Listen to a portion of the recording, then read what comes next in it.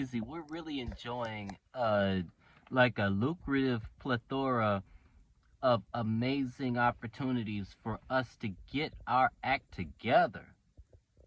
Urban farmers, shout out to y'all, urban farmers. Y'all are doing your motherfucking thing. Shout out to urban farmers. Everybody, when you see an urban farmer, give them a dap and give them some money. I'm very happy for that.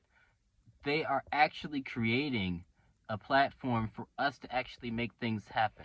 Check out what this guy is doing with his humble space. Check this out. And now tell me that you can do it. I dare you. Hi, I'm Luai, and I'm an urban gardener and food grower in Toronto, Canada. I'm going to give you a tour of my backyard space as well as my allotment plot, show you exactly how I grow food for myself and for my family in this small space.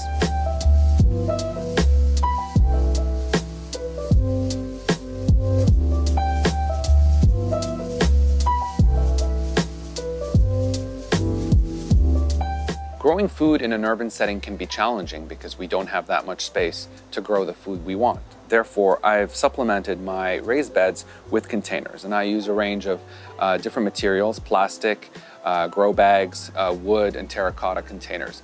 In these right here, as you can see, I've got some peppers as well as some eggplants growing right alongside my raised beds. One of my favorite ways to grow herbs is in these small terracotta pots. And the reason for that is that they're portable. So I can bring them into the kitchen whenever I'm cooking, snip off what I need, and bring it right back outside.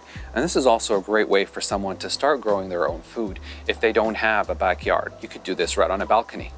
Another innovative way to take advantage of your small space is to use rain gutters as a way to grow food. These are galvanized steel rain gutters that I will grow radish in the spring, bush beans in the summer, and radish again in the fall. In addition to growing vegetables in my backyard, I also have a few dwarf fruit trees. This one right here is a pear tree. It's a dwarf, so it stays small. I also have peach as well as plum. I started growing food in this backyard space about 5 years ago, and it's grown considerably year after year. I built these cedar raised beds that house my flowers, my brassicas, as well as my zucchinis, tomatoes, and melons. Another great way to take advantage of your small space is to build raised beds like this right here. This is a waist-high salad bar in which I grow lettuce in the spring and in the fall, and during the summer I will grow some bush beans in here. What's great about bringing this raised bar higher up is that it reduces the pest pressure, so it's a lot easier to maintain throughout the season. So something new I'm trying for the first time this year is actually growing carrots in these blue storage totes. As you can see, these carrots are very healthy and very happy. When space is at a premium, grow vertically, and this is exactly what I'm doing with my melons right here.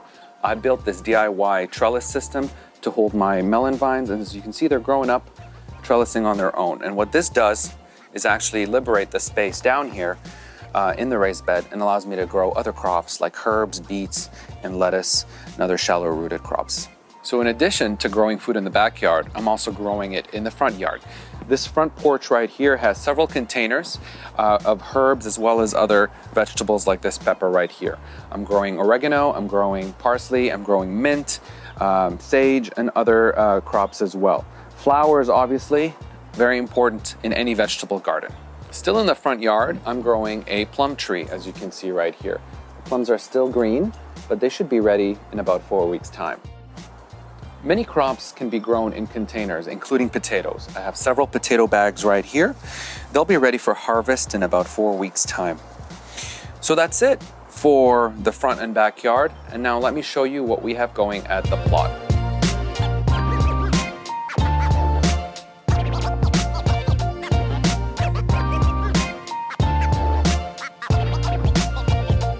So another way for city dwellers to grow their own food is to join a community garden, or if your city offers it, an allotment plot.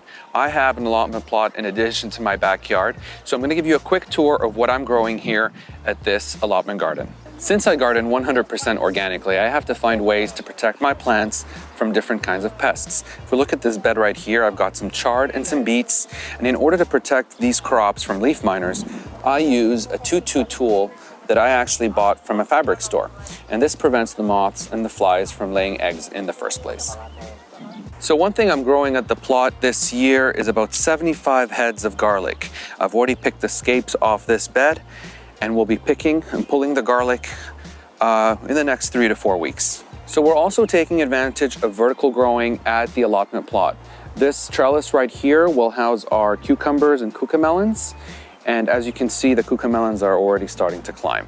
I'm also growing quite a few different types of brassicas at the allotment plot. As you can see, this cabbage right here is pretty much ready to pick. Another staple for every home gardener is chili peppers and sweet peppers. So I've got quite a few in this bed right here, including this resin Macedonian, which is almost ready to pick. I'm also growing about 28 different varieties of tomatoes at the plot, and some of them have already set fruit, and others are actually ready to pick. Well, that's a wrap on our garden tour today. I hope that I've inspired you to grow your own food on your balconies, in your backyards, or in an allotment plot in your city.